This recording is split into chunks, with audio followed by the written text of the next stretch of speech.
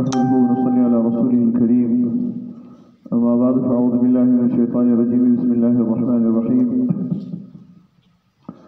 ألهاكم التكاثر حتى زرتم المقابر كلا سوف تعلمون ثم كلا سوف تعلمون صدق الله العظيم. رہنمائی کے لیے انبیاء علیہ الصلوات والتسلیمات کو مبعوث فرمایا ہے اور تمام کے تمام انبیاء علیہ الصلوات والتسلیمات جو دنیا میں تشریف لائے ان کا مقصود انسانوں پر محنت کرنا تھا اور انسان کو انسان بنانا تھا، انسان کو زندگی کا مقصد سکھانا تھا کہ دنیا کے اندر انسان کی زندگی کا مقصد کیا ہے۔ اس کام کے لیے اللہ تعالیٰ نے 1,24,000 کم و بیش نبیوں کو مبعوث فرمایا۔ نبی جو دنیا کے اندر آئے ان کے دو طرح سے کام تھے۔ ایک نبیوں کا کام تھا دین کے اندر بے دین لوگوں کو داخل کرنا، اپنے دین کے اندر لوگوں کو لانا، دین کی دعوت دینا۔ اور دوسرا کام نبیوں کا تھا جو لوگ اپنے آپ کو دیندار تو سمجھتے تھے لیکن وہ بگڑ جاتے تھے، ان کے اعمال خراب ہو جاتے تھے، تو نبی ان بگڑے ہوئے مسلمانوں کو صحیح مسلمان بنانے کی محنت کرتا تھا۔ تو ایک تو کافر کو ایمان کی دعوت دیتا تھا اور دوسرا بگڑے ہوئے مسلمان کو پورے دین کے اوپر عمل کرنے کی دعوت دیتا تھا۔ تو وہ انبیاء جو نیا دین لے کر آئے تھے وہ ان کی تعداد کم ہے، اور جو بگڑے ہوئے انسانوں میں دین کی محنت کرتے تھے کہ وہ صحیح انسان بنے ان کی تعداد زیادہ تھی۔ تو نبوت کی دو ذمہ داریاں تھیں، کافر کو مسلمان بنانا، مسلمان کو صحیح مسلمان بنانا اور صحیح دین کا پابند بنانا، پورے دین کے اوپر ان کو لانا، یہ نبیوں کا کام تھا۔ جناب رسول اللہ صلی اللہ علیہ وسلم کو دونوں ذمہ داریاں اللہ نے دی۔ ایک ذمہ داری کہ دنیا کے تمام انسانوں کو نئی شریعت، نئے دین کی دعوت دی۔ حضور پاک علیہ السلام دنیا کے اندر جو تشریف لائے، آخری پیغمبر کے طور پہ دنیا میں تشریف لائے۔ آپ سے پہلے کے جتنے بھی نبی تھے ان نبیوں کا تمام دین منسوخ کیا گیا، ایک نیا دین، ایک نئی شریعت جناب رسول اللہ صلی اللہ علیہ وسلم کو لے کر آیا۔ اس لیے حضور پاک علیہ السلام نے یہود کو، نصارہ کو، مشرکین کو، دہریوں کو، مجوس کو، سب کو دین کی دعوت دی۔ جو دہری تھے بالکل کسی خدا کے قائل نہیں تھے، ان کو بھی رسول اللہ صلی اللہ علیہ وسلم نے دعوت دی کہ وہ اللہ کو ماننے والے بنے۔ اور جو مشرک تھے وہ اللہ کو مانتے تھے لیکن اللہ کے ساتھ وہ بتوں کو اور دیگر خداؤں کو شریک کرتے تھے، تو انہیں بھی دعوت دی کہ ایک خدا کے در پہ جھکو اور ایک اللہ کو مانو۔ اور پھر جو آسمانی دین تھے، یہودیوں کے پاس آسمانی دین تھا، حضور پاک علیہ السلام نے یہود کو بھی اپنے دین کی دعوت دی، نصارہ کو بھی اپنے دین کی دعوت دی۔ دنیا میں مجوسیت بھی تھی، آگ کی پرستش کرنے والے یہ بھی دنیا کے اندر تھے، ان کو بھی جناب رسول اللہ صلی اللہ علیہ وسلم نے دین اور اسلام کی دعوت دی۔ حضور پاک علیہ السلام کے 3 دعوے تھے۔ ایک دعوت تو یہ تھا کہ حضور پاک علیہ السلام کو قیامت تک کے لیے اللہ نے نبی بنایا۔ آپ صلی اللہ علیہ وسلم جب تشریف لائے تو آپ کے بعد کوئی اور نبی نہیں آئے گا، قیامت تک کے لیے صرف جناب رسول اللہ صلی اللہ علیہ وسلم کا دین ہوگا اور شریعت چلے گی۔ حضور پاک علیہ السلام نے اس کی ایک مثال بیان فرمائی تھی۔ ایک آدمی ایک مکان بناتا ہے اور مکان بنانے کے لیے اینٹوں پہ اینٹیں وہ رکھتا ہے اور دیواریں تمام مکمل ہو گئی، صرف ایک اینٹ کی جگہ خالی رہ گئی اور وہ آخری اینٹ اٹھا کر بھی اس جگہ میں رکھ دیتا ہے تو وہ پوری تعمیر مکمل ہو جاتی ہے، پھر مزید اس کے اندر اینٹیں نہیں رکھی جاتی۔ آپ علیہ السلام نے فرمایا اسی طرح سے نبوت کا جو عمارت تھی، انبیاء ان کی اینٹیں تھی، تو اللہ نے ان اینٹوں کو رکھ کر نبوت کی تعمیر اللہ نے کی، ایک جگہ خالی تھی اور وہ میرے لیے تھی، اللہ نے مجھے بھیج کر نبوت کی عمارت کو اللہ نے مکمل کر دیا۔ اب میرے بعد کوئی اور نبی دنیا میں نہیں آئے گا، میں تمام نبیوں کا آخری نبی ہوں، انا خاتم النبیین، میں تمام نبیوں کا آخر ہوں، میرے بعد کوئی نبی نہیں آئے گا۔ یہ تو دعوت ہے رسول اللہ صلی اللہ علیہ وسلم کا ایک کہ میں قیامت تک کے لیے نبی ہوں۔ دوسرا بات، اللہ کے رسول صلی اللہ علیہ وسلم جب دنیا میں تشریف لائے تو وہ دنیا کے تمام انسانوں کے لیے نبی بن کر آئے، یہود، نصارہ، مشرکین، ملحدین، طہریین، منافقین، سب کے لیے نبی بن کر آئے کہ آپ علیہ السلام نے سب کو دعوت دی۔ اور حضور پاک علیہ السلام نے فرمایا کان کل نبی یبعث الی قومه خاصۃ وبعثت الی کل اسود واحمر، پہلے نبی آتے تھے اپنی اپنی قوموں کے لیے، علاقوں کے لیے، مجھے اللہ نے بھیجا دنیا کے تمام انسانوں کے لیے۔ قل یا ایھا الناس انی رسول اللہ الیکم جمیعا، اللہ نے بھی اپنے پیغمبر کو فرمایا کہ اے اللہ کے پیغمبر آپ انسانوں کو کہہ دیں میں تم سب کی طرف اللہ کا نبی بنا کر بھیجا گیا ہوں، اب میری ہی نبوت چلے گی، میری نبوت کے بعد کسی اور کی نبوت نہیں چلے گی۔ یہ باتیں بھی ہم اور آپ کے سامنے بار بار گزرا ہے۔ مدینہ منورے کے اندر یہود کے مدارس اور ان کے پڑھنے پڑھانے کا سلسلہ آسمانی کتابوں کا رہتا تھا، ان کے علماء تھے، ان کے مدرسے تھے، ان کے طالب علم تھے، اور دین کا پڑھنا پڑھانا یہ سلسلہ ان کا تھا۔ تو مدینہ منورہ میں ایک مدرسہ تھا یہود کا جس کا نام تھا بیت المدراس۔ صحابہ کبھی کبھی جاتے تھے اور یہود کے ساتھ بیٹھتے تھے، ان سے ان کے دین کے بارے میں پوچھتے تھے، اسلام کے بارے میں ان کو بتاتے تھے۔ تو حضرت عمر رضی اللہ عنہ ان کے مدرسے میں بیت المدراس میں گئے تو وہ لوگ جو کہ تورات پڑھتے تھے، عیسائی تھے، تو حضرت عمر رضی اللہ عنہ نے تورات کے کچھ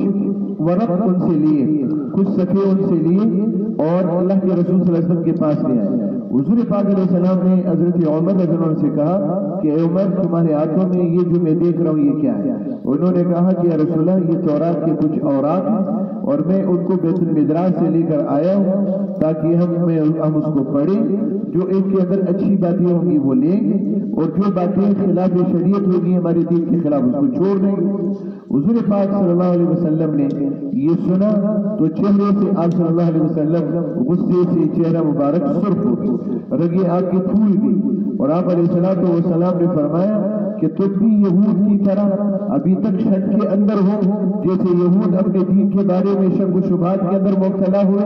تم بھی اپنے دین کے بارے میں شکوک و شبہات میں مبتلا ہو۔ اور پھر اللہ کے رسول صلی اللہ علیہ وسلم نے فرمایا کہ اے عمر میرے دین کے بعد بھی اب کسی اور دین اور شریعت کی ضرورت ہے؟ آپ صلی اللہ علیہ وسلم غصے سے سرخ ہو گئے۔ حضرت صدیق اکبر رضی اللہ عنہ نے ان کے ہاتھ سے وہ کاغذ لیے اور کاغذ دے کر کہا رضینا باللہ ربا وبالاسلام دینا، کہ ہم اللہ کے رب ہونے پر، رسول اللہ صلی اللہ علیہ وسلم کے نبی ہونے پر، اسلام کے دین ہونے پر راضی ہیں۔ اور حضرت عمر سے کہا کہ دیکھتے کیوں کہ اللہ کے رسول صلی اللہ علیہ وسلم کا چہرہ مبارک یہ غصے سے کتنا سرخ ہو گیا ہے کہ کتنے غضبناک ہو گئے ہیں کہ تم نے یہ تورات کے صحیفے کیوں اٹھائے؟ پھر اللہ کے رسول صلی اللہ علیہ وسلم نے کیا فرمایا؟ ان سے کہا کہ تم نے تورات کس پہ نازل ہوئی؟ حضرت موسیٰ علیہ السلام۔ حضرت موسیٰ علیہ السلام نبی تھے، پیغمبر تھے، جلیل القدر پیغمبر تھے، بنی اسرائیل کی طرف اللہ نے ان کو مبعوث فرمایا، اللہ نے نبیوں میں ان کا اونچا مقام رکھا ہے۔ حضرت تیسرے نمبر پر حضرت موسیٰ علیہ السلام کا مقام ہے ابراہیم علیہ السلام کے بعد، جلیل القدر پیغمبر ہے اور اتنا عظیم مقام اللہ نے ان کو دیے ہے۔ قرآن میں کتنا تذکرہ ان کا آیا ہے۔ اب اللہ کے رسول صلی اللہ علیہ وسلم فرماتے ہیں حضرت موسیٰ علیہ السلام نبی تھے، تورات ان پر نازل ہوئی اور بہت شان کے ساتھ اللہ نے ان کو تورات کی تختیہ کی، کوئی دور پر بلایا، روزے رکھوائے اور پھر اللہ نے ان کو تورات کی تختیہ ان کے حوالے کی۔ تو حضرت اللہ نے حضرت موسیٰ علیہ السلام پر تورات کو اتارا ہے۔ فرمایا کہ اگر وہ حضرت موسیٰ جو پیغمبر تھے وہ آ جائے اور ان پر جو کتاب نازل ہوئی ہے تورات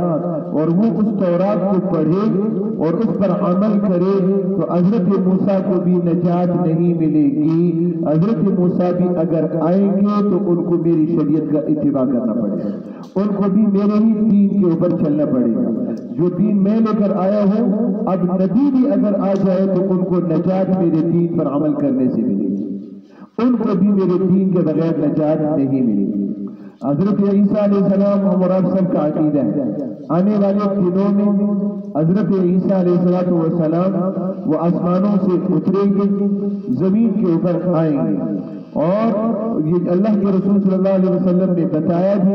فرشتوں کے کندھوں پر ان کا ہاتھ ہوگا اور وہ شام کے علاقے میں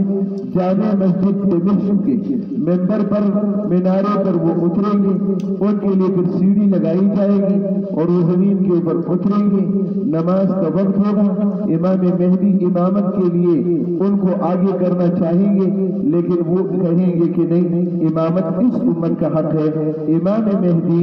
وہ نماز پڑھائیں گے، حضرت عیسیٰ علیہ السلام امام مہدی کے پیچھے مقتدی بن کر نماز پڑھیں گے، اور پھر حضرت عیسیٰ علیہ السلام صلیب کو توڑ دیں گے، خنزیر کو ذبح کر دیں گے اور خنزیر کو حرام قرار دیں گے، صلیب کو جو ان کو سولی کی نشانی تھی اس کو توڑ دیں گے اور تمام ادیان کے منسوخ ہونے کا اعلان کریں گے، اور جناب رسول اللہ صلی اللہ علیہ وسلم کی شریعت مقدسہ کو وہ دنیا میں زندہ کرنے کا اعلان کریں گے، حضور پاک علیہ السلام کی شریعت کو زندہ کریں گے۔ شادی کے بغیر وہ آسمانوں پہ اٹھائے گئے، پھر یہاں دنیا جب آئیں گے تو حضرت عیسیٰ علیہ السلام کی شادی بھی ہوگی، اور پھر حضرت عیسیٰ علیہ السلام کچھ زمانے تک جب شریعت اسلامیہ کو قائم کریں گے، پھر ان کا انتقال ہوگا، رسول اللہ صلی اللہ علیہ وسلم کے روضہ اقدس میں ان کو دفن کر دیا جائے گا۔ ایک قبر کی جگہ خالی ہے، وہ حضرت عیسیٰ علیہ السلام کے لیے ہے، پھر ان کو طبعی موت آ جائے گی اور اللہ کے رسول صلی اللہ علیہ وسلم کے ساتھ ان کو دفن کر دیا جائے گا۔ شریعت پوری شریعت اسلامیہ کو وہ نافذ کرے گا۔ تو اللہ کے رسول صلی اللہ علیہ وسلم کا یہ دوسرا دعویٰ کہ میں تمام انسانوں کے لیے پیغمبر اور نبی بنا کے بھیجا گیا ہوں، لہذا یہودی، نصرانی، مشرک، مجوس، کوئی بھی دنیا کے مذہب کے اپنانے والے، وہ جب تک اللہ کے رسول صلی اللہ علیہ وسلم پر ایمان نہیں لائیں گے، حضور کی شریعت کو نہیں اپنائیں گے، تو یہ کافر ہے، اور یہ جب اسی کفر پر مریں گے، چاہے وہ یہودیت پر، نصرانیت پر مرے، وہ گرجوں میں عبادت کرے، اپنی شریعت پر عمل بھی کرے، پھر بھی وہ جہنم کی آگ میں جائیں گے، اور وہ 10 دن کے لیے، 20 دن کے لیے، 40 دن کے لیے نہیں، عمر بھر کے لیے وہ جہنمی ہوں گے، جب تک وہ کلمہ پڑھ کر مسلمان نہیں ہوں گے، وہ ایمان نہیں لائیں گے۔ اور اللہ کے رسول صلی اللہ علیہ وسلم جب قیامت تک کے لیے پیغمبر ہے، وہ دنیا کے تمام انسانوں کے لیے پیغمبر ہے، تو اب اللہ کے رسول صلی اللہ علیہ وسلم کی بات ماننے والے امت جن کی طرف آپ دیجیے گے دو طرح سے، جنہوں نے اللہ کے رسول صلی اللہ علیہ وسلم کا کلمہ پڑھا، یہ لوگ بنے امت اجابت، اور جنہوں نے حضور صلی اللہ علیہ وسلم کا کلمہ نہیں پڑھا وہ ہے امت دعوت۔ لہذا امت اجابت کے ذمہ ہے کہ وہ امت دعوت کو، یعنی کافر کو ایمان کی دعوت دے، ان کو ایمان کی ترغیب دے، ایمان کی خوبیاں، ایمان کے فضائل، ایمان کے منافع، جناب رسول اکرم علیہ السلام پر ایمان لانے کے فضائل ان کو بتائے، تاکہ وہ بھی ایمان کے ساتھ مشرف ہو جائے۔ اور اللہ کے نشانوں میں والوں کا پھر ضابطہ یہ ہے کہ جب اللہ نبیوں کو بھیجتے ہیں، نبی محنت کرتا ہے، دلوں کو اللہ تبدیل کرتے ہیں، دلوں کے اندر اللہ پاک حقانیت ڈال دیتے ہیں، جن کے مقدر میں ہدایت ہوتی ہے، ضمیر پاکیزہ ہو، ان کو اللہ ہدایت دیتے ہیں۔ حضور پاک علیہ السلام نے صحابہ کرام کو جیسے حضرت صدیق اکبر رضی اللہ عنہ کو دعوت دی، صحابہ کرام کو، حضرت علی رضی اللہ عنہ کو، حضرت عمر رضی اللہ عنہ، حضرت عثمان رضی اللہ عنہ، یہ سارے حضرات یا تو براہ راست رسول اللہ کی دعوت سے مسلمان ہوئے، اور یا وہ بالواسطہ کسی صحابی کی دعوت دینے سے انہوں نے ایمان کو قبول کیا اور مشرف اسلام ہو گئے۔ حضرت علی رضی اللہ عنہ رسول اللہ صلی اللہ علیہ وسلم کی چچزاد بھائی تھی، حضرت حضور پاک علیہ السلام حضرت خدیجہ رضی اللہ عنہ نماز پڑھ رہے تھے، حضرت علی رضی اللہ عنہ آئے اور حضرت علی رضی اللہ عنہ نے رسول اللہ صلی اللہ علیہ وسلم سے پوچھا کہ یہ دین ہے جس کی طرف آپ لوگوں کو دعوت دیتے؟ اللہ کے رسول صلی اللہ علیہ وسلم نے فرمایا کہ ہاں، میں اس دین کو لے کر آیا ہوں جس کے اندر نماز ہے اور یہ اعمال ہے۔ پھر حضرت علی رضی اللہ عنہ کو کہا کہ تم بھی اس دین کو قبول کر لو۔ حضرت علی رضی اللہ عنہ نے کہا کہ میں اپنے باپ ابو طالب سے مشورہ کرنے کے بعد پھر آپ کی بات کو مانوں گا، جب تک باپ سے مشورہ نہ کروں تو میں آپ کی بات کو نہیں مان سکتا۔ اللہ کے رسول صلی اللہ علیہ وسلم نے فرمایا کہ علی، اگر تمہیں مسلمان ہونا ہے تو ہو جاؤ، اگر نہیں ہونا ہے تو فی الحال کسی سے اسلام کے بارے میں اور کو اسلام کے بارے میں نہ بتانا۔ مسلمان ہونا ہے تو ہو جاؤ، نہیں تو خاموش رہو، کسی سے اس کا تذکرہ نہیں کرو۔ حضرت علی رضی اللہ عنہ نے رات گزاری، رات ہی رات اللہ تعالیٰ نے ان کے دل کو تبدیل کیا اور دل اللہ نے بدل دیا۔ صبح جب ہوئی تو اللہ کے رسول کی خدمت میں حاضر ہوئے اور فرمایا کہ میں آپ کے ہاتھ پر بیعت ہو کر مسلمان ہونا چاہتا ہوں۔ تو مسلمان ہو گئے، رسول اللہ صلی اللہ علیہ وسلم کے ہاتھ کے اوپر بیعت کی، دل اللہ نے بدل دیا۔ اللہ تعالیٰ نے پھر دلوں کی تبدیلی کی۔ جب رسول اللہ صلی اللہ علیہ وسلم نے اپنی دین کی دعوت چلائی اور محنت فرمائی، لوگ گروہ کے گروہ، جماعتوں کی جماعتیں پھر اسلام کے اندر داخل ہو، بہت تیزی سے پھر اسلام دنیا کے اندر داخل ہوا اور لوگ اسلام کی طرف مائل ہونے لگے۔ اور اللہ نے قرآن کی جو آیت اتاری، اذا جاء نصر اللہ والفتح ورأيت الناس يدخلون في دين الله افواجا، کہ آپ نے دیکھا کہ لوگوں کے بند دلوں کو اللہ تعالیٰ نے کھول دیا۔ لوگوں کے دل پہلے تشویش میں تھے، ان بند دلوں سے اللہ نے پردے اٹھا لیے، اللہ کی مدد پہنچ گئی اور اب اللہ جل شانہ والوں نے ہدایت کا فیصلہ کیا ہے۔ آپ دیکھو گے کہ گروہ کے گروہ، جماعتوں کی جماعتیں، قوموں کی قومیں اب اسلام کے اندر داخل ہوگی۔ اللہ جل شانہ والوں نے پھر بہت تیزی سے اسلام کو دنیا کے اندر پھیلایا۔ اللہ جل شانہ والوں کا دین دنیا کے اندر پھیلا۔ پھر خلفائے راشدین کے زمانے میں یہ اسلام دنیا کے اندر مسلسل بہت تیزی سے پھیلنے لگا۔ حضور پاک علیہ السلام نے یہ دعوت فرمایا، ان الدین عند اللہ الاسلام، کہ جس دین کو میں لے کر آیا ہوں جس کا نام اسلام ہے، یہی ایک دین ہے جس سے اللہ انسانوں سے اس کو قبول کریں گے۔ اس کے علاوہ کوئی طرز زندگی انسانی ہو، آسمانی، کوئی بھی دین ہو، ازم ہو اور کوئی بھی نظام ہو، اس کو اللہ اسلام کے مقابل میں اس کو قبول نہیں کرے گا۔ اور اللہ نے پھر فرمایا قرآن پاک کے اندر یہ اعلان فرمایا، وَمَن يَبْتَغِ غَيْرَ الْإِسْلَامِ دِينًا، اسلام کے علاوہ کوئی اور دین کو اپنائے گا فَلَن يُقْبَلَ مِنْهُ، اس سے اس کو قبول نہیں کیا جائے گا۔ اور آخرت کے اندر ایسے لوگ خسارے اور نقصان والے ہوں گے جن کے پاس ایمان نہیں ہوگا، حضور پاک علیہ السلام کے اوپر اسلام نہیں ہوگا۔ قیامت کے دن اللہ جل شانہ والوں کے دربار میں جب دربار اللہ تعالیٰ کا سجے گا، میدان محشر ہوگا، حساب و کتاب کے لیے لوگ اللہ کے حضور میں حاضر ہوں گے،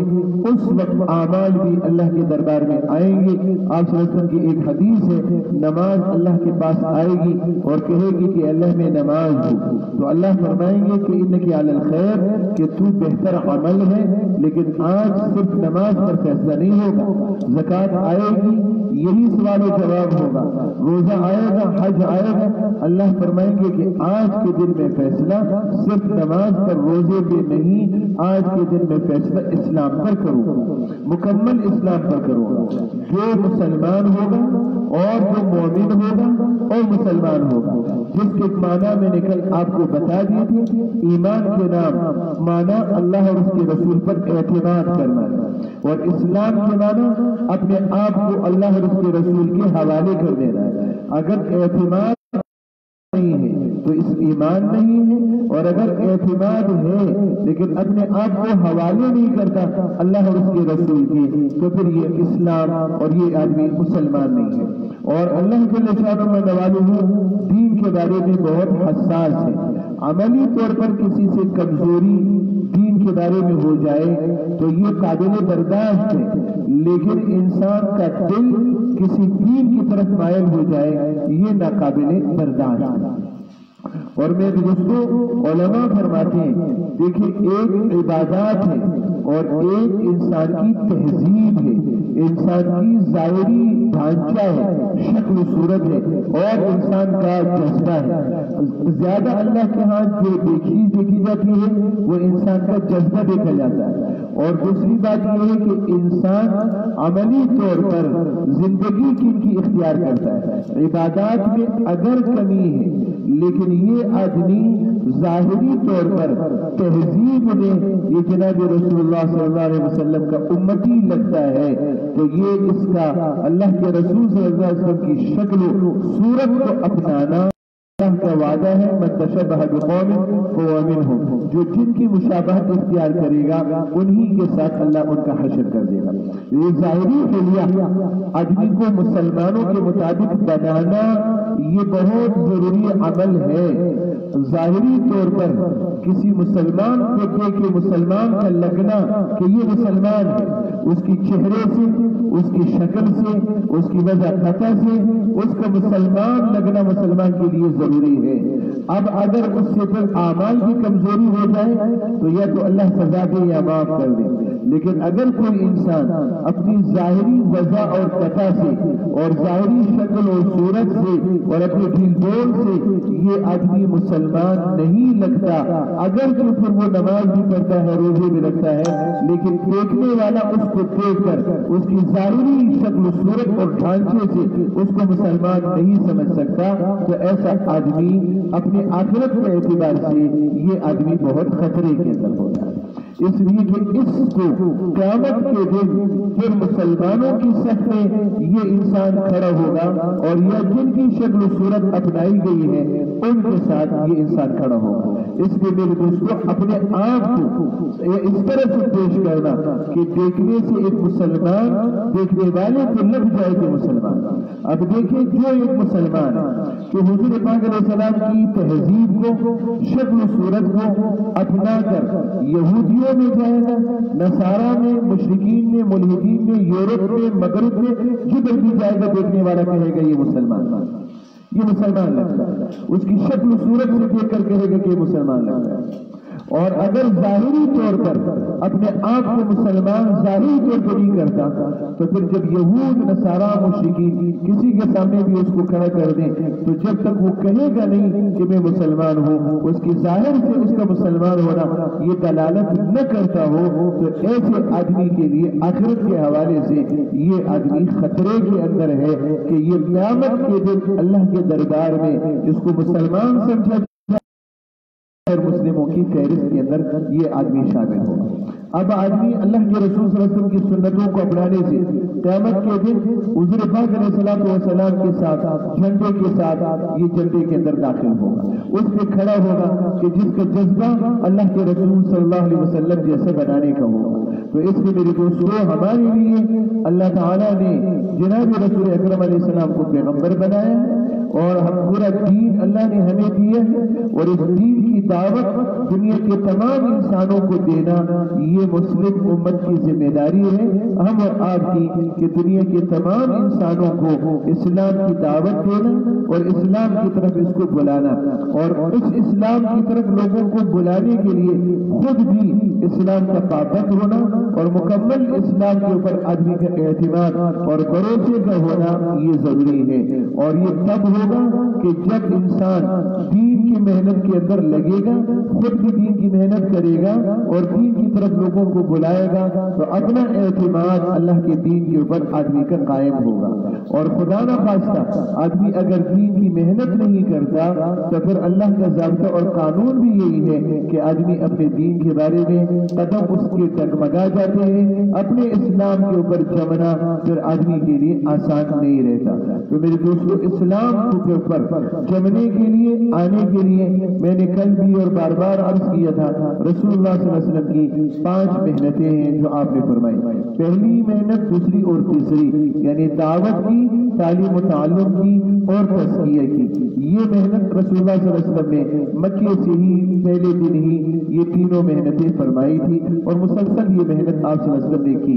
مدینہ منورے کے اندر آپ گئے تو اللہ کے رسول صلی اللہ علیہ وسلم کو جہاد کا حکم ملا. پھر آپ علیہ السلام نے جہاد کیا اللہ کے دین کے بچانے کے لیے اور دشمنوں سے اللہ کے اسلام کو، دین کو بچانے کے لیے، احیاء اور اشاعت کے لیے. پھر جناب رسول اللہ صلی اللہ علیہ وسلم نے جہاد کیا ہے. اور چوتھے نمبر پر لہذا جہاد جناب رسول اللہ صلی اللہ علیہ وسلم کی محنت کا چوتھا عمل ہے. اور پھر حضور پاک علیہ السلام نے جب دین دنیا کے اندر مکہ فتح ہوا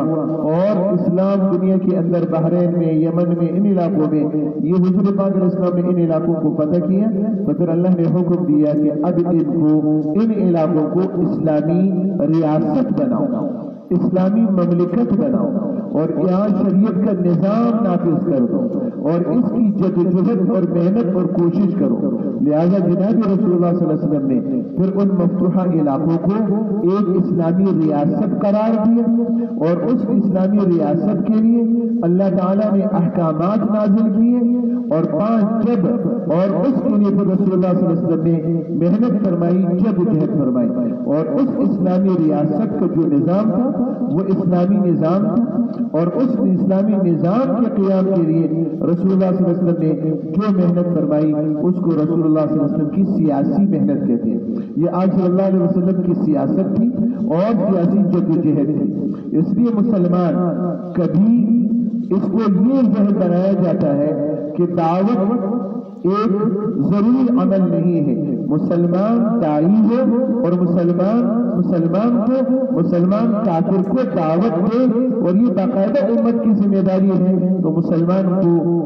ہو کر بھی یہ بات سمجھانے کے لیے باوجود بھی بہت لوگوں کو سمجھ میں بات نہیں آتی کہ مسلمان داعی ہے اور مسلمان کے ذمہ دعوت کا عمل ہے کہ مسلمان اپنے دین کی دعوت دوسروں کو دے گا اور یہ مسلمان کی ذمہ داری ہے. تو اس وقت مسلمان اپنے دین سے ہی، دین کی محنتوں سے ہی اتنا اجنبی اور ناآشنا ہو گیا ہے کہ دین کو بھی چند چیزوں کا مجموعہ دین سمجھ لیا ہے کہ ان کاموں کے کرنے سے بس دین ہوگا اور بس اس کے علاوہ باقی دیندار مسلمان ہونے کے لیے اس کے علاوہ کسی اور عمل میں دین کا ہونا ضروری نہیں ہے. مثلا داڑھی، پگڑی، آدمی نے نماز، روزہ، حج، زکات، اگر یہ کام کسی نے کیا ہے تو کہتے ہیں دیندار ہے اور اگر یہ کام کوئی نہیں کرتا تو کہتے ہیں بے دین ہے. حالانکہ دیندار آدمی صرف اتنے کاموں سے نہیں ہوتا. دیندار ہونے کے یہ چیزیں دین تو ہے لیکن ان کا کرنے والا دیندار نہیں ہے. دیندار کے معاملات بھی درست ہو، آدمی کی معاشرت بھی ٹھیک ہو، آدمی کے اخلاق بھی ٹھیک ہو اور ان سب چیزوں میں اللہ کے رسول کی شریعت نافذ ہو تو پھر یہ آدمی دیندار ہو. اور آدمی بدنی عبادت بھی،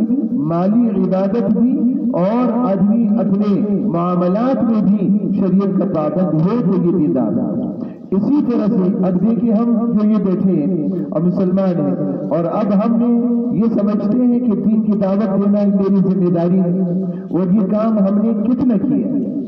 اور اب تک کی 60 سال 50 سال جو زندگی ہے اس میں ہم نے یہ دین کی دعوت کا کام کتنا کیا.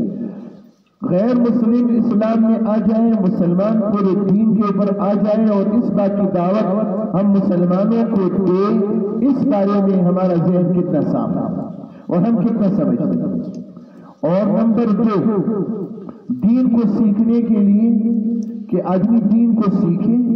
اور دین ہے قرآن میں اور احادیث میں اور پھر قرآن اور حدیث پر محنت کر کے جو علماء نے شریعت مرتب کی ہے، فقہی احکامات ہیں، ان کو سیکھنا تفصیلی طور پر یہ فرض کفایہ ہے اور اپنے اپنے شعبے کا دین سیکھنا یہ آدمی کے اوپر فرض عین ہے. لہذا اب اگر آدمی تاجر ہے تو تجارت کا دین اس پر سیکھنا فرض عین ہے. اگر آدمی ملازم ہے تو ملازمت کا دین سیکھنا اس پر فرض عین ہے. آدمی اگر شادی کرتا ہے تو شادی کا دین سیکھنا اس پر فرض عین ہے. آدمی کو اللہ اولاد دے دے تو اولاد کی تربیت کا دین سیکھنا آدمی پر فرض عین ہے کہ آدمی کو اپنی بیوی کے ساتھ شادی سلسلے میں منسلک ہونے کے بعد اس پر شریعت کے کیا احکامات لاگو ہوتے یہ دین سیکھنا اس کے اوپر لازم ہے. اور دین جو فرض عین ہے آپ حضرات کو میں نے بتایا بھی تھا فرض عین دین کچھ دین ایسا ہے جو فرض عین ہے جس کا سیکھنا ہر مسلمان پر فرض. عقیدے کا دین سیکھنا فرض, عبادات کا دین ہر مسلمان پر سیکھنا فرض. ضروریات جو انسان کی وابستہ ہے اس کو پورا کرنے کے لیے انسان جو ذرائع اختیار کرتا ہے اس کا دین ہر مسلمان کے اوپر فرض ہے. جس شعبے کے اندر انسان دنیا میں لگا ہوا ہے اس شعبے کے دین کا سیکھنا یہ آدمی کے اوپر فرض ہے. تو اب یہ جب ہر مسلمان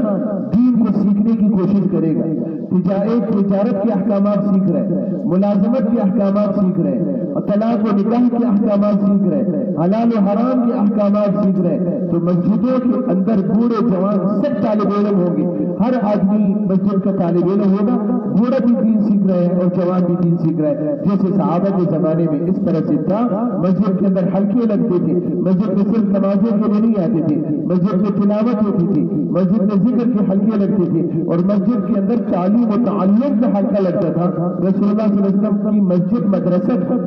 اور ہر مسجد مدرسہ تھا, ہر مسجد کے اندر مدرسہ تھا اور ہر مسجد میں مسلمان آتے تھے اور مسلمان اپنی زندگی کا دین وہ مسجد کے اندر سیکھتے تھے اور اللہ کے رسول اور صحابہ یہ دین سکھاتے تھے. تو جناب رسول اللہ صلی اللہ علیہ وسلم نے جو دین لے کر آئے ہیں تفصیلی دین اور ایک یہ ہے کہ اپنی زندگی سے متعلقہ دین یہ سیکھنا مسلمان کے اوپر فرض ہے. لیکن اس حوالے سے مسلمان کتنی کوتاہی کا مرتکب ہو رہا ہے. پورے دین کو سیکھنا اور پورے دین کو سیکھنے والے لوگ پیدا کرنا اور ان کے لیے انتظامات کرنا اور ان انتظامات کو مسلمان اپنی ذمہ داری سمجھنا. اب پورا دین جو آدمی سیکھتا ہے اور یا کوئی دین سکھائے گا تو یہ دین کہاں سیکھا جاتا ہے؟ مدرسوں کے اندر. مدرسوں میں ہی کی تعلیم سے میڈیکل کالج میں ڈاکٹر بنتے ہیں, انجینئر کالج میں انجینئر بنتے ہیں, لا کالج کے اندر وکلا بنتے ہیں تو جج بنتے ہیں, مدرسوں کی تعلیم کے اندر علماء بنتے ہیں. اور اب جب مدرسے کا کام علماء کا پیدا کرنا ہے اور علماء کے لیے تفصیلی علم سیکھنا اور پھر ان علماء سے اپنی زندگی کے متعلقہ دین سیکھنا, یہ دونوں جانب کی ذمہ داریاں بنتی ہیں. تو اب مدرسے قائم کرنا اور مدرسے کا نظام چلانا یہ مولوی صاحب کا کام نہیں ہے کہ خالی مولوی صاحب کا کام ہے مدرسہ بنائے, پھر مولوی صاحب کا کام ہے مدرسے کو چلائے اور اس کے لیے پھر اساتذہ کا انتخاب کرے, پھر مولوی صاحب گھر گھر مسجد میں لوگوں کے پاس جا کر کہے کہ چندہ دو اور خیرات دو, میں مدرسے کو چلاتا ہوں. کوئی کہتے ہیں کہ معاف کر دینا, کوئی کہتے ہیں کہ میں زکوٰۃ دے چکا ہوں اور کوئی یہ کہتے ہیں کہ ہمارے پاس مدارس کو چلانے کے لیے یہ کوئی کام ہے کہ اب یہ بھی لوگ یہ کرتے ہیں. اب اس کے لیے جیسے آج مسلمانوں میں مدارس کو جو چلایا جاتا ہے پہلے کیسے چلتے تھے اب کیسے چلتے ہیں, اس دین کی حفاظت جو علماء جان کی قربانی کے ساتھ کرتے ہیں اور جو امت کے بچوں کو جو دین پڑھاتے ہیں اس کے لیے ان کو کتنا ذلیل ہونا پڑتا ہے, کتنا خوار ہونا پڑتا ہے, کتنی ان کو قربانیاں دینی پڑتی ہیں. لوگوں کے پاس جا کر منت سماجت کر کے ان کو یہ کہتی کہ تم اپنا گھر بناتے ہو, اپنی زندگی بناتے ہو, اپنے بچوں کے اوپر دنیا میں اسکول کالج کے لیے لاکھوں روپے تم اس پہ خرچ کرتے ہو اور ایک مدرسے میں ایک عالم بننے کے لیے اس کے اوپر وہ کتنا خرچہ اور اسکول کالج یونیورسٹی میں ڈاکٹر انجینئر بڑھنے کے لیے روزانہ کے لحاظ سے ماہانہ کے لحاظ سے کتنے ہزار روپے یہ ملک کے عوام کے ہی خرچ ہوتے ہیں. ایک آدمی جب ڈاکٹر بنتا ہے, انجینئر بنتا ہے, ماسٹر بنتا ہے, اسکول کالج پڑھتا ہے تو اس کی تعلیم پر سرکار کے خزانے سے فی روز کتنے پیسے خرچ ہوتے ہیں اور ماہانہ ایک ایک آدمی کے اوپر کتنے طالب علم پر ماہانہ فی طالب علم کتنا سرکار کا پیسہ خرچ ہوتا. کچھ سالوں پہلے ایک اوسط بھی نکالی گئی تھی اسکول کے ایک طالب علم اسکول کالج میں پڑھنے والوں پر جو تعداد ہے اور اس کے لحاظ سے جو خرچہ بنتا تھا تو وہ ماہانہ 14,500 روپے سرکار کے ایک طالب علم میں خرچہ تھا. 14,500 روپے 14,500 روپے ایک طالب علم کا فی مہینہ یہ خرچہ آتا تھا. یہ سرکار کے خزانے سے جو پیسہ امت کے اور ہم اور آپ کے بچوں کے اوپر جو لگتا ہے. لیکن سرکار کے پیسوں سے مسجد اور مدرسے کے اوپر جیسے وہ پچھلے دنوں میں وفاق المدارس کے جو ناظم ہیں مولانا حلیم جلندری صاحب اور ان کی حکومت سے مذاکرات مختلف موقعوں پہ ہوتے رہتے تو انہوں نے کہا تھا کہ ہم تم سے کوئی تعاون نہیں چاہتے, صرف یہ ہے کہ مسجد کا اور مدرسے کا بل معاف کر دو, بس یہ تعاون ہم تم سے چاہتے ہیں اور کچھ تعاون مت کرو, یہ تمہارا بڑا احسان ہمارا اور یہ نہیں ہو سکتا. انہوں نے کہا کم از کم پھر یہ جو تم اس کے اوپر اضافی چارج لگاتے ہو, ٹیکس لگاتے ہو, یہ اضافی چارج اور ٹیکس ختم کر دو, پھر بھی ہم تمہارا احسان مانیں. وہ اس کے لیے بھی تیار ہے کہ اس مسجد اور مدرسے پر آنے والے بل پر جو اضافی چارج اور جو ٹیکس لگتے ہیں کم سے کم یہ معاف کر دو, ہم باقی بل ادا کریں گے. تو اس کے لیے بھی حکومت تیار نہیں اور یہ آسانی بھی حکومت نے مدرسوں کے ساتھ اور مسجدوں کے ساتھ کرنے کے لیے تیار ہے. تو اب مسلمان عوام اسلام کے عروج کے زمانے میں یہی مدارس اور مدارس کا نظام کون چلاتا ہے؟ علماء کی ضروریات اور مدرسوں کی ضروریات کون پورا کرتا تھا؟ یا تو بیت المال سے مسلمان حکومت اور یا مسلمان اپنی زندگی کی ضرورتوں کا حصہ بنا کر مسجد اور مدرسے کو اپنا حصہ سمجھتے تھے کہ یہ جو جان لگا رہے ہیں ان کے پاس جان تو جان تو دے رہے ہیں, اب جان کے ساتھ ساتھ اب ان کو چندے کے لیے بھی ہم کہتے کہ چندہ بھی تم جمع کرو, منت سماجت لوگوں کی کرو اور لوگوں سے کرو اور پھر اس کے اوپر لوگ دینے کے لیے مساجد اور مدارس کے ساتھ وہ تعاون کتنا کرتے ہیں. تو میرے دوستوں لیکن اللہ نے جیسے جان لگانے والے پیدا کیے امت میں, اللہ نے مال لگانے والے بھی امت میں پیدا کیے. جس کسی کی جان اللہ نے قبول کی ہے, کسی کا مال اللہ نے قبول کیا ہے, کسی کا دونوں قبول کرتے ہیں, کسی کا دونوں رد کرتے ہیں. نہ جان اس کی قبول ہے نہ مال اس کو قبول ہے, نہ وہ جانی طور پر دین کی خدمت کرتا ہے نہ مالی طور پر دین کی خدمت کرتا ہے. بدنصیب اور جانی طور پر خدمت کرتا ہے, جان اللہ نے دیے جان لگاؤ, مال اللہ نے دیے ہے مال لگاؤ, دونوں لگائے تو دونوں اللہ نے دیے ہے تو نصیب والا ہے, اور دونوں میں حصہ نہیں ہے تو بدنصیب ہے کہ نہ جانی طور پر وہ دین کی خدمت کر رہا ہے اور نہ مالی طور پر دین کی خدمت کر رہا ہے. تو اس سے بڑھ کر یہ بدنصیبی کیا ہوگا؟ اب مسلمان کو یہ سمجھانا کہ مدرسہ کتنا ضروری ہے, مدرسے کی تعلیم کتنی ضروری ہے. ایک مولوی صاحب موجودہ حالات میں اب جیسے مدرسوں میں ہیں رمضان و شعبان میں وہ کوشش کرتے ہیں پورے سال کا خرچہ برابر کرنے کی کوشش کرتے ہیں, اس کے مطابق وہ اپنا بجٹ بناتے ہیں, نظام چلاتے ہیں. تو مولوی صاحب نے کہا کہ میں کسی کے پاس گئے جو پہلے بھی ان کے پاس جاتا تھا, کہتے ہیں تم مدرسوں کی فکر ہے, لوگوں کو روٹی نہیں مل رہی تو مدرسے چاہیے. اب نعوذ باللہ یہ جملہ روٹی نہ ملے جسمانی موت ہے, علم نہ ملے روحانی موت ہے. مدرسے تو تمہیں روحانی خوراک دیتے ہیں امت کو, تمہارا ایمان آخرت قبر حشر بچا رہے ہیں. اصل کام تو جو تمہاری زندگی کا مقصد ہے وہ مدرسے ہی تو کر رہے, روحانی خوراک تو نہیں دے رہے. تمہارے ایمان کی حفاظت کہاں سے ہو, نمازوں کی حفاظت کہاں سے ہو, دین کی حفاظت کے لیے جب بھی پردانی کی ضرورت پڑے گی یہ لوگ کہاں سے پیدا ہو. اور ہمارے ملک کے اندر دیکھو, اسلام کی تاریخ کے اندر دیکھو, برصغیر کی تاریخ کے اندر دیکھو, جب بھی کوئی فتنہ آیا ہے اہل ایمان کے ایمان پر ڈاکہ ڈالنے کے لیے تو جو لوگ مقابلے کے لیے نکلے ہیں وہ کہاں سے پیدا ہو, وہ کہاں سے تیار ہو. انگریز کو برصغیر سے نکالنے والے لوگ کون, یہ لوگ کہاں سے پیدا ہو. یہود و نصارہ کی اور یہودیوں کی تحریکیں چلی برصغیر کے اندر چلی, ان تحریکوں کو ناکام کرنے کے لیے مقابلے کے لیے لوگ نکلنے والے لوگ کون, اور ختم نبوت کی تحریک چلی اور اللہ کے رسول کی نبوت کو ڈاکہ ڈالا گیا. اس بات کو سمجھانے کے لیے امت کو یہ عقیدہ سمجھانے کے لیے کون لوگ میدان کے اندر آئے اور کن لوگوں نے عقیدت سمجھایا کہ جناب رسول اللہ صلی اللہ علیہ وسلم آخری پیغمبر ہے، آپ کے بعد کوئی نبی نہیں آئے گا، اور جو نبوت کا دعویٰ کرے گا جھوٹا بے ایمان کاذب ہو. یہ بات کس نے لوگوں کو سمجھائی اور یہ ضرورت کہاں سے لوگوں کی پوری ہوتی؟ اور لیکن اس بات مسلمان کو یہ بات سمجھانا. اسی طرح سے ذکر اہل اللہ کی صحبت اور اپنے باطن کی صفائی مستقل ایک محنت ہے، لیکن اب کتنے ہم اور آپ کو بیٹھے ہوئے اپنی گریبانوں میں جا کے دیکھیں کہ میں نے زندگی میں اس ضرورت کو کتنا سمجھا ہے کہ میرے سر میں درد ہو ڈاکٹر کے پاس جاتا ہوں، دل میں درد ہو ڈاکٹر کے پاس جاتا ہوں، بیمار ہو جائے اسپتال بھرے ہوئے ڈاکٹروں کے پاس تو ایک ہفتے پہلے کبھی فلاں کے اوپر اتنا رش ہے، ایک ہفتے پہلے وہ نمبر لینے پڑتے ہیں اور اس سے ڈاکٹروں کی بھی نخرے بڑھ جاتے ہیں، پھر سے بھی وہ اپنی مرضی کی جو ہے وہ لے لیتے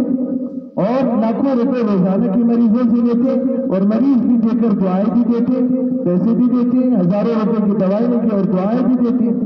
لیکن یہی لوگ اب ہم اور آپ اپنے روحانی امراض کے ڈاکٹروں کے پاس کتنے تھے؟ ان کے لیے جب اس چیز کے لیے رجحان نہیں ہو تو پھر دکانوں میں سودا کہاں سے ملے گا؟ ظاہر بات ہے ترقی آدمی اس کام کے اندر کرتا ہے کہ جس کی دکان چلتی ہو، جس کے پاس لوگ آ کے سودا خریدتے ہو. ہم اور آپ نے نہیں دیکھا چھوٹی دکان بڑی دکان بنا لیتے، مارکیٹ بنا لیتے، بڑے بڑے اسٹور کھول دیتے. کیوں؟ جب لوگوں کا رجحان ہوگا تو آدمی اپنی دکان کو بڑھاتا ہے، دکان کا سودا بڑھا دیتا ہے. جب اہل اللہ کی طرف لوگوں کا رجحان ہوگا تو اہل اللہ بھی پھر امت کو دینے کے لیے ان کی بھی استعداد بڑھتی ہے، ان کی بھی رہنمائی کی قوت بڑھ جاتی ہے، ان کا علم بڑھ جاتا ہے، ان کا خود احساس ان کا بڑھ جاتا ہے. اہل اللہ پیدا ہوتے ہیں کہ لوگ جب آ رہے ہیں اور کوئی ایمان سیکھ رہا ہے، کوئی اپنے حیا کا، کوئی تقویٰ کا، کوئی اپنی دینداری کا سبق ان کے پاس سے لے کر جا رہا ہے تو اہل اللہ کے پاس یہ کتنی ایک عظیم محنت ہے جو امت کے اندر تھی اور اب امت کے اندر نہیں ہے. ہزاروں میں کوئی آدمی ہوگا جس کو یہ احساس پیدا ہوتا ہے کہ میں کسی اللہ والے کے پاس جاؤں اور میں ذکر کروں، ان کی صحبت میں رہوں، دنیا کی محبت دل سے نکالوں، اللہ کی محبت دل کے اندر ڈالوں. انسانوں کے سینوں سے انسانوں میں دین منتقل ہوتا ہے، صحبت سے انسان ہوتا ہے. ہمارے استاد محترم تھے میرے ہم نام مولانا عبد الرحمان صاحب، بیمار ہیں، اللہ تعالیٰ ان کو صحت و شفا نصیب فرما دے. رائبن میں تو وہ ایک دفعہ فرما رہے تھے تو ہم دو چار آدمی بیٹھے ہوئے تھے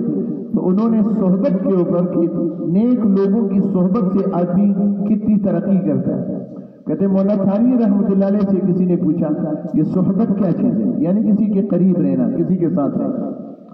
تو انہوں نے فرمایا کہ صحابی کو صحابی کیوں کہتے ہیں؟ تابعی صحابی جو حضور کی صحبت میں بیٹھا ہو، اور حضور پاک علیہ السلام کی صحبت میں جو آدمی ایک لمحے کے لیے بیٹھ گیا اور حضور کی نگاہ اس پر پڑ گئی، اس آدمی کا مقام جتنا بلند ہو گیا، اس کو معرفت جتنی حضور کے دیکھنے سے مل گئی، قیامت تک کے انسانوں کو وہ معرفت نہیں مل سکتی. یہ کس چیز سے تھے؟ صحابی کے مقام کو دنیا کے تمام انسان نہیں پہنچ سکتے. تو صحابی میں وہ چیز کہاں سے آ گئی؟ حضور کی صحبت سے، کہ حضور کی مجلس میں بیٹھنے سے جو اس کو ترقی مل گئی، جو معرفت خداوندی اس کو مل گئی، وہ دنیا بھر کے انسانوں کو وہ چیز نہیں مل سکتی. تابعین جو صحابہ کے ساتھ بیٹھے، تب تابعین جو ان کے تابعین کے ساتھ بیٹھے، انسان نیک لوگوں کی صحبت. اور اس چیز کے لیے اللہ کے دین کو لیے مسلمان کو جہاد سے کتنا خوف زدہ کر دیا گیا، کتنا وحشی کر دیا گیا، اور کتنا اس کو خلطمند کر دیا گیا ہے کہ مسلمان یہ سمجھے کہ مسلمان بھی مجاہد ہو سکتا ہے، مسلمان اپنے دین کے لیے سر کی قربانی دے سکتا ہے. سر قیمتی ہے یا دین قیمتی ہے؟ تو اب یہ کہتے ہیں کہ نہیں، سر قیمتی ہے، دین اتنا قیمتی نہیں ہے. سر بچ جائے، دین جائے تو جائے، سر بچ جائے. جبکہ اسلام کی تعلیم یہ ہے کہ تمہارے سر سے دین زیادہ قیمتی ہے. تمہارا سر کی قربانی سے اگر دین زندہ ہوتا ہے تو سر کی قربانی دینی ہے. تمہیں اپنی اولاد کی قربانی سے دین زندہ ہوتا ہے تو اولاد کی قربانی تمہیں دینی پڑے. بیوی کو یہ بیوہ کرنے سے اسلام زندہ ہوتا ہے، تمہیں یہ کام کرنا پڑے. اور اپنے علاقے سے تمہیں نکلنا پڑے اور تمہاری لاش کو دشمن رون دے اور دین زندہ ہوتا ہے، تمہیں یہ کام کرنا پڑے. لیکن مسلمان اس چیز سے کتنا خوف زدہ، کتنا وحشی، اور اسی طرح سے پوری دنیا میں اسلام کا نظام دنیا کے اندر زندہ ہو جائے، اور اس کے لیے مسلمان سیاسی میدان کے اندر دین کی جدوجہد اور دین کی محنت کے دنیا میں اللہ کا دین نافذ ہو جائے. یہ مسلمان کی ذمہ داری ہے، یہ مسلمان کا کام ہے، اور یہ مسجد اور مدرسے کی تعلیم ہے. اور یہ مسلمان اس میدان کو یہود، نصارہ، مشرکین، منافقین، فساق، فجار کے لیے یہ میدان چھوڑنے کی اجازت نہیں ہے کہ اس میدان کو تم ناپاک لوگوں کے لیے چھوڑو. کہتے یہ میدان گندا ہے، اس گندے میدان میں مت جاؤ. مسلمان کا حکم یہ ہے کہ میدان گندے میدان میں تم جاؤ، گندے میدان کو گند سے صاف کرنے کے لیے، گندے میدان کے گند کو صاف کرنے کے لیے مسلمان کو حکم. لیکن اجنبی مسلمان اپنی دین کی محنتوں سے اتنا ناآشنا ہو گیا، اور اس ناواقفیت کا فائدہ دشمن نے اتنا اٹھا لیا ہے کہ دن بدن دشمن چھا رہا ہے، اور وہ اپنے بے دینی عقائد کو وہ دنیا کے اندر پھیلانے کی کہ جس انداز سے محنت کر رہا ہے، مسلمان ان چیزوں سے ناآشنا ہے. تو میرے دوستو، اللہ جل شانہ و نوالہ ہمیں توفیق دے کہ جو ہماری ذمہ داری ہے، اور مسجد اور مدرسے کی تعلیم سے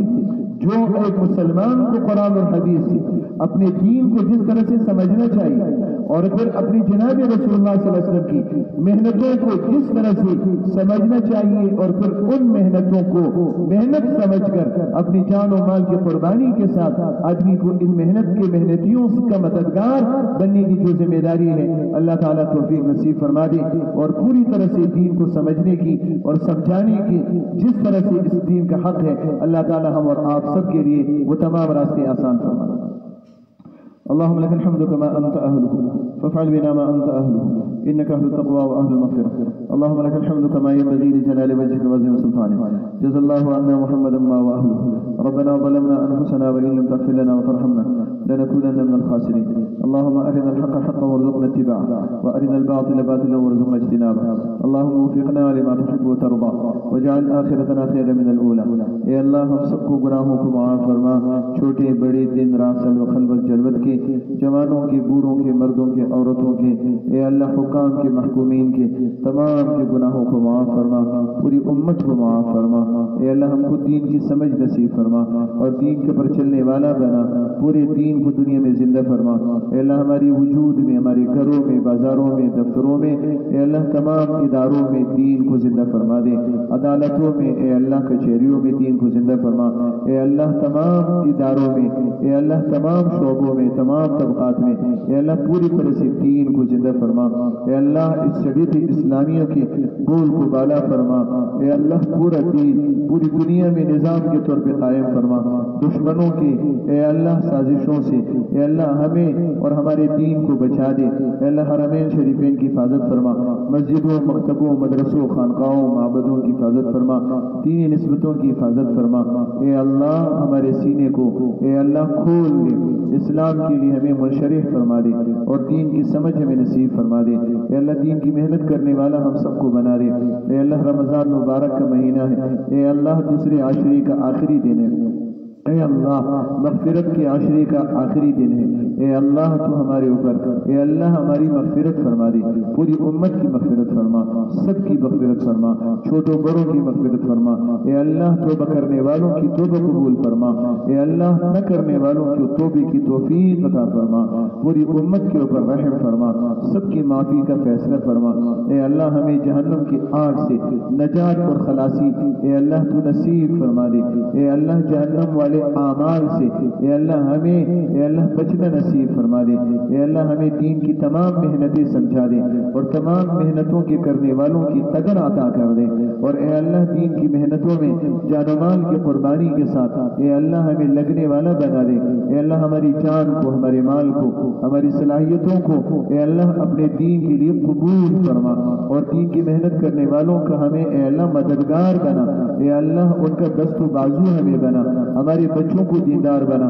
علم کے زیور سے اے اللہ مالا مال فرما، اے اللہ آراستہ فرما، اے اللہ یہ دولت ہم سب کو نصیب فرما، اے اللہ دنیا میں جب تک جینا مقدر ہے پورے دین پہ جینا عطا کر دے، مرنے کے وقت کامل ایمان پہ خاتمہ نصیب فرما دے، اے اللہ دنیا سے گئے ہوئے لوگوں کی مغفرت فرما، اے اللہ جتنے بھی بیمار ہیں، اے اللہ ہمارے مرد عورتیں بوڑھے جوان بچے، اے اللہ گھروں میں بیمار ہیں، اسپتالوں میں بیمار ہیں، اے اللہ جو جس بیماری کے میں بھی جو مبتلا ہے، اور اے اللہ یہ حالیہ بیماری میں اے اللہ جو لوگ بیمار ہیں پروردگار سب کو تندرستی عطا فرما، سب کی حفاظت فرما، سب کو شفا نصیب فرما، سب کو صحت عاجلہ کاملہ عطا فرما، اے کریم خدا ہمیں تمام بیماریوں سے وہ جسمانی ہو روحانی ہو، اے اللہ تو ہمیں ان تمام بیماریوں سے بچا، وحشت کی بیماریوں سے، اے اللہ بے بسی کی بیماریوں سے، اے اللہ بے رسوا ہونے سے، اے اللہ بدنام ہونے سے، وحشت میں مبتلا ہونے سے، اے اللہ محتاجی کی بیماریوں سے، لاعلاج بیماریوں سے، بے ستری کی بیماریوں سے، اے اللہ تو ہم سب کی حفاظت فرما دے، اے اللہ تو ہمیں جینا بھی اے اللہ عزت کے ساتھ عطا کر دے، موت بھی عزت کے ساتھ عطا کر دے، آخرت میں بھی اے اللہ اپنے دربار میں حاضری کامیابی کے ساتھ عطا کر دے، تمام ضرورتوں کو غیب کے خزانوں سے پورا فرما، ہماری پوری مدد فرما، نصرت فرما، ہماری دعاؤں کو اپنے فضل سے قبول فرما، آمین آمین آمین برحمتک یا ارحم